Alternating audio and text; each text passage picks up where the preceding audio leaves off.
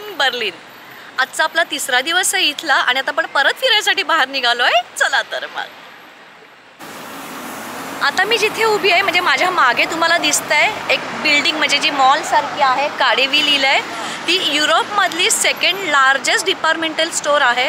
117 वर्ष झाली आहेत त्याला, म्हणजे त्याच्याहूनही जुनं आहे ते. आणि इथे रोज म्हणजे अराउंड 40,000 40,000पेक्षा जास्त टुरिस्ट इथे व्हिजिट करतात. मंडे टू सॅटर्डे सकाळी 10 ते रात्री 8पर्यंत ओपन असतं आणि संडेला हे क्लोज असतं. बर्लिन सेंट्रल स्टेशनवरून एस-बान लाईनवरून आपण विटनबर्ग प्लाझला उतरायचं आणि तिथून बाहेर आलं की समोरच आपल्याला ही बिल्डिंग दिसते. आता इथून मी निघाली आहे हॉलोकॉस्ट म्युझियमला, कारण संध्याकाळी माझं फ्लाईट आहे, त्यामुळे इथे मला जास्त वेळ देता आला नाही.